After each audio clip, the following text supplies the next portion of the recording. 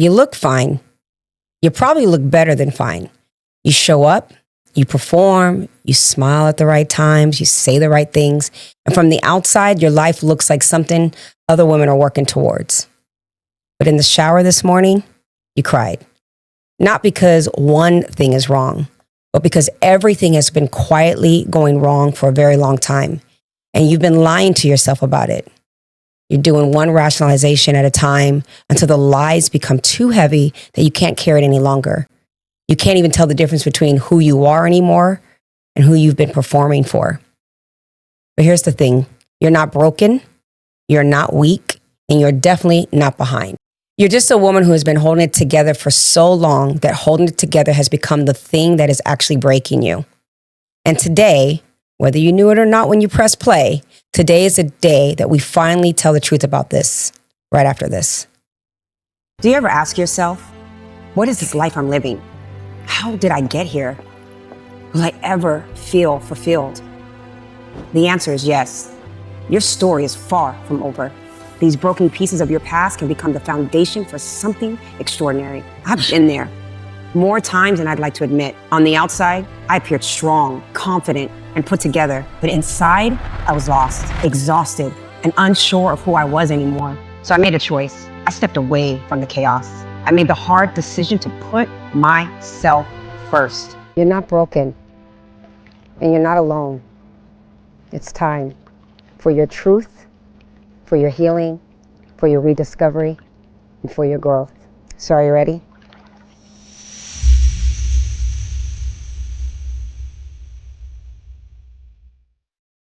Welcome back to another episode of the Lorraine Lindsey podcast. And if you're new here, welcome. I'm so glad that you found this. I am your host, Lorraine Lindsey. I am a certified mindset coach, a speaker, and an author of an upcoming book called The End is the Beginning.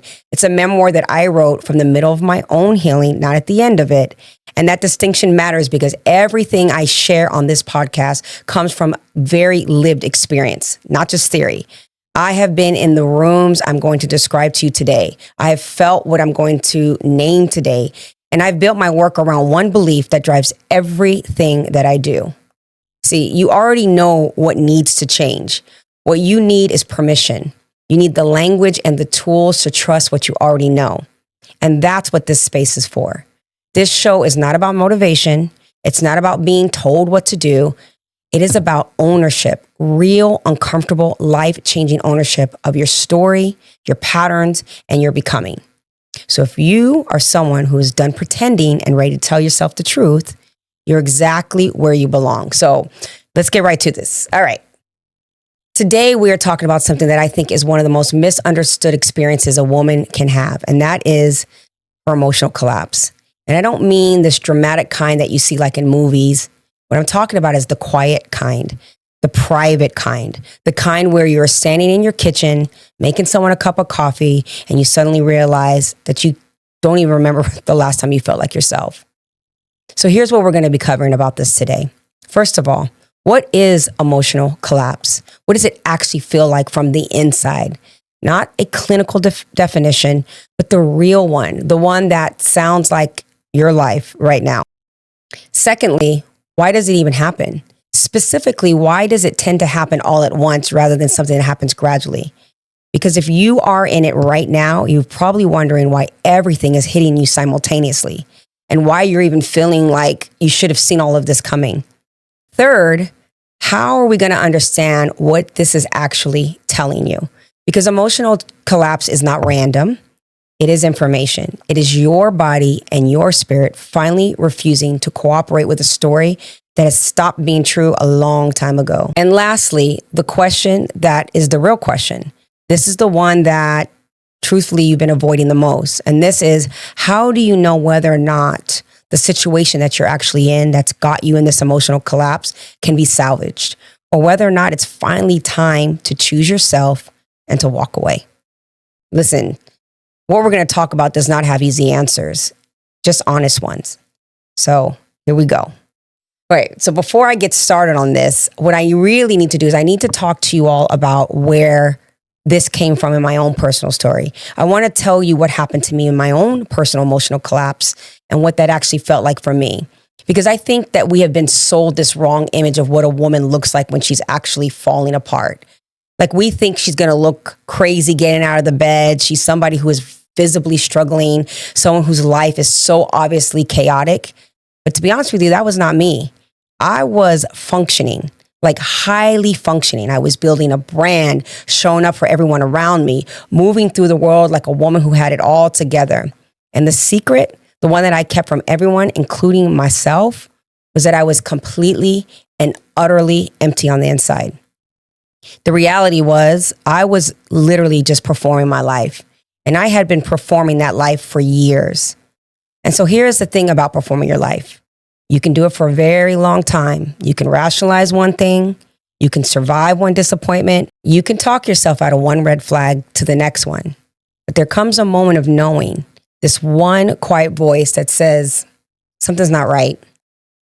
And you can tell yourself that this might be just one bad season, or this is just a difficult period of my life. But what happens when it's really not just one thing? What happens when it is the relationship, the financial strain, the exhaustion? You cannot rationalize all of this at once. And that's exactly what happened to me. It was not a single moment for me. It was a convergence. There were too many truths surfacing for me simultaneously. There were like too many wounds colliding all at once. And the lie that I had been telling myself was that I was fine, that we were fine, that I just needed to try harder, maybe love better, be a little bit more patient, wait longer. And eventually all of those lies, finally, they ran out of the room. And I remember standing there when I was at my final collapse at an airport in a terminal with 30 days ahead of me in a foreign country alone. I had like my suitcase in one hand and the rubble of a decade of my life in another. I was in my 40s, and from the outside, my life looked like a comeback story. It literally did. I mean, my social media reflected a relationship that was supposed to finally last. I mean, I had been sharing my story and our comeback over and over again. And people looked at my life and thought, wow, she had really arrived. But inside, I was asking the only questions that I had left. I was sitting there thinking, who am I and how did I get here? So here's what I want you to understand about that moment and about whatever moment you might be in right now. See, this emotional collapse that I experienced, that you might be experiencing, it does not happen because you're weak. It happens because you're human, not from doing too much, but from performing too much, from managing the image of your life instead of actually living it, from being so focused on holding everything together that you stop asking whether it was worth holding. It's more than emotional collapse. I call it emotional bankruptcy. And the symptoms are not always obvious. So I'm going to name a few so you can hear them for yourself. The reality is that you are exhausted in a way that sleep does not touch. You're waking up tired because the performance starts again the moment you're opening your eyes. I know that you feel this quiet, persistent sense that something inside is off. It's not always dramatic and it's not always chaotic. It's just a little off. It's almost like this note in the background that's slightly out of tune, but you've been listening to it for so long that you're not even hearing it anymore. At the end of the day, you get to a point where you're more comfortable managing other people's emotions than sitting with your own. And the reason why is because your own feelings are the ones that you don't feel like you can fix. And so what you've learned is that fixing others, fixing other things, is how you actually feel safe. And now I know, because I've had this myself, that you have those moments of clarity. And usually that happens when you're alone, sometimes late at night, always in the shower, where you know the truth inside of you, you know it. And then day comes again, and you talk yourself out of it again and again and again. If any of this sounds like you, you're not imagining this. This is your body telling you something your mind has been refusing to hear. And so the question now is, why does this all happen at once? One of the most disorienting things about emotional collapse, this type of collapse, is that it rarely feels like it's proportionate. You can carry something for years. You can manage it. You can adapt to it. You can make peace with it. And then one day something will shift. Sometimes something small, Sometimes it's a convergence of many things, and suddenly it's like you can't carry it anymore. And the first thing that most of us do in that moment is we turn on ourselves. We start to beat ourselves up. Like, why now? Why am I falling apart? Why is this happening? I've handled worse before. Why can't I handle this now? What is wrong with me? But the reality is there is nothing wrong with you. But here is what's actually happening. The human nervous system is an extraordinary thing. It is really good at adaptation. It is designed for you to survive. And when you're in a prolonged situation that is causing you harm, like emotional harm, relational harm, the kind of harm that causes self-abandonment, your nervous system will do whatever it takes to suppress it. It will compartmentalize. It'll help you build a lie around it. It'll help you to rationalize it. Everything that it needs to do because it wants you to believe that you're fine, because the idea that you're fine is what's going to keep you moving. But the reality is suppression is not the same as healing. When you are suppressing, it is storage.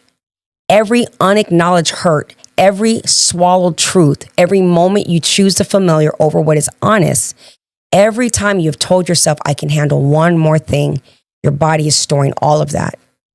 And our bodies have limits. I want you to think of it like this. Like, let's say you have an old car, okay? And it's slowly breaking down and you know it. You know that this car has a lot of miles on it. The warning light comes on here. You get a little bit of a strange noise over here. You fix this small thing, but eventually you start to adapt. Oh, it's got a couple more miles in it, right? You start to tell yourself these things until one day the freaking car's transmission is out, the engine's not working, and everything begins to fail at once. And when this happens, suddenly the decision that once felt optional or even impossible becomes the only option that you're actually left with.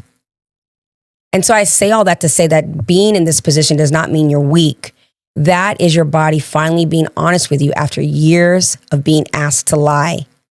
I want to give you a reframe that is something that actually changed everything for me, because I used to think that my emotional collapse was the problem, but it is not a problem. What it is, it's notification. See, when your phone is sending you a low battery warning, it doesn't mean that the phone is malfunctioning. What it is telling you is that the truth of something that's happening beneath the surface, right? That it needs to be charged. So your collapse, whatever form it's in that's happening right now in your life, it's not evidence that something is wrong with you. And I think we beat ourselves up about that. Your collapse, whatever form you're in right now, is not evidence that something is wrong with you, but it is evidence that something has been wrong for a long time. And your body has finally stopped pretending otherwise. So the question is not, why am I falling apart? The question is, what has my body been trying to tell me that I've been too afraid to hear? So I want you to sit with that. You do not have to answer that question right now. I just let the question be there for a moment, because I need you to understand what all of this is actually telling you. Here's the part that took me the longest to understand. You see, I kept looking outside myself for answers. I was looking at my partner at the time, at the relationship, at the circumstances, at the economy, and the timing, and the reasons why things were going wrong. I was so focused on everything that was external that I could not see that the collapse was actually pointing toward me. It was not pointing at him. It was pointing at me. Specifically at the version of me who had learned to survive by managing everyone else's reality while abandoning my own. You see, I grew up learning that love meant responsibility, that if someone I loved was struggling, whether it was emotionally, financially, spiritually, I learned that it was my job to fix it, to hold it, to carry it. And this is not something that I learned in a classroom. I learned it by watching adults in my life and concluding that this was what was required for me to be loved. And I carried that lesson into every relationship I ever had, which meant that by the time I reached my mid-40s, I had spent decades pouring into other people's soil while leaving my own completely unattended. You know, this collapse for me was not telling me that I had chosen wrong. It was telling me that I had chosen myself last. And I, at this point of my emotional collapse, was like, that last would be the last time for myself. There is a pattern that I see in a lot of people that I've worked with, a a pattern that I've lived and I've learned to see within myself. And I call it the rescuer identity.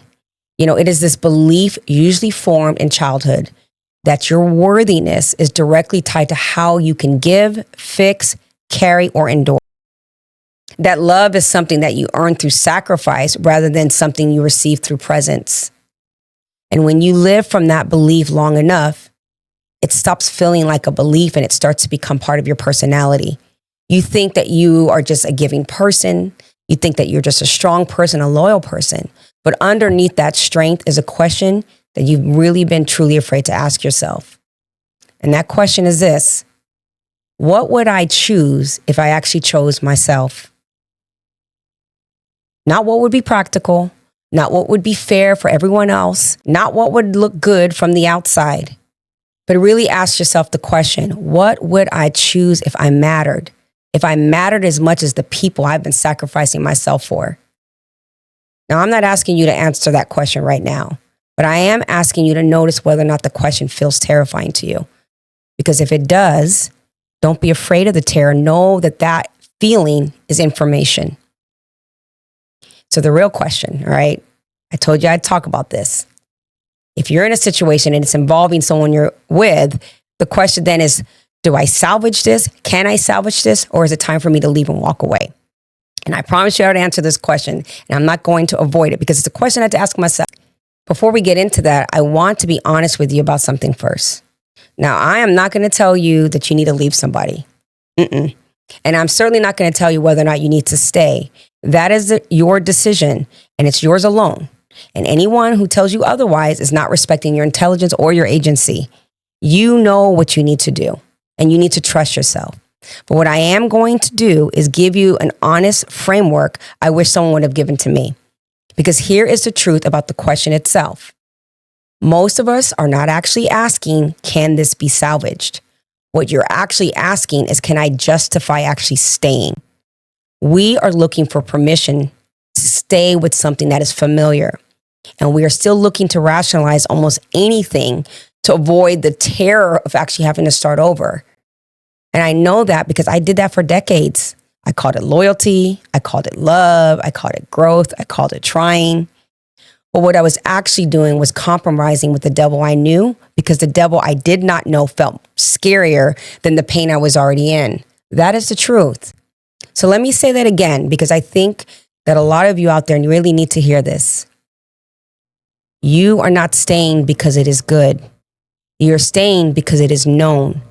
And familiarity, when you lived it inside chaos for long enough, starts to feel like safety. It is not safety. It is just what is familiar. So here is what I want you to ask yourself. Not to pressure yourself toward an answer, but just to start telling yourself the truth. So first question I have for you is, be honest with yourself when you answer these questions too. Who am I in this relationship or in this situation? Not who you were when it all started, right? Because we were all great when things first started.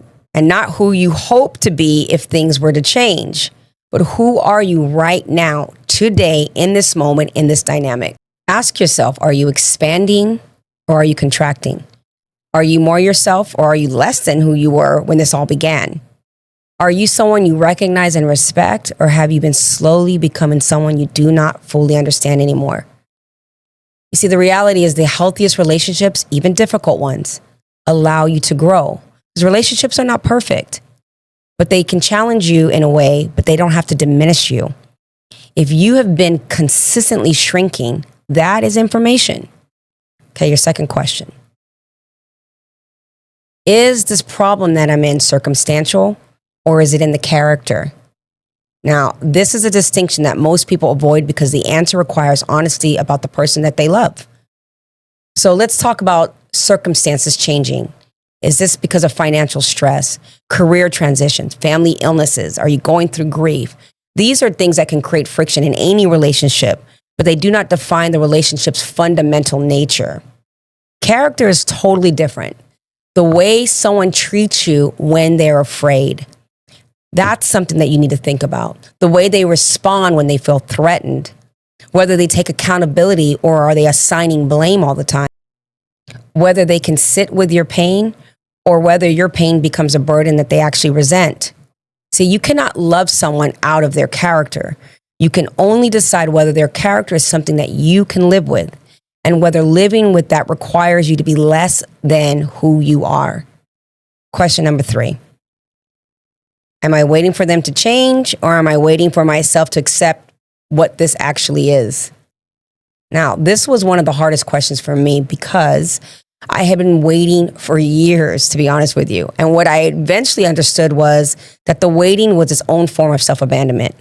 See, every year I spent waiting was a year I did not spend building the life that I was actually needing for myself. And here's what I know about change. Real change in another person is absolutely possible. I believe that completely. But it does require the other person to see what needs to change. And they have to want to change it. And they have to be able to do the work to change it. And that goes without you managing them, enabling them, or carrying through the process for them. If you have been the primary engine of the growth in your relationship, if your partner's best self only shows up when you're about to leave, that is not a partnership. That is performance. And performance, as I know personally, is incredibly exhausting. So I want to leave you with something before we close. Whatever you're in right now, whether you're in the middle of a collapse or on the edge of one, or maybe standing in the aftermath of wondering what comes next, I want you to hear this, because you are not behind, and you're definitely not too old, and you're not too far gone. And you are not wrong for wanting a life that finally feels like yours. The people that I've worked with, the women that I've worked with, the ones that have found their way to this podcast, they're not women who have failed. They're women and people who love too much, stay too long, and give too generously to people and situations that could not receive what they were offering. They are people who finally got tired enough of performing, tired enough to ask themselves what living might actually feel like. And if that is you today, then welcome. You have found the right place. The work of coming back to yourself is not easy, but I promise you it is the most worthwhile thing you will ever do. Listen, I really appreciate you taking the time to watch this podcast. I hope that what I'm sharing with you is meaningful for you. It's, again, this is a season about really taking ownership of your life, taking ownership of your own story. It's the only one that you have. So thank you for watching, and until next time, ciao.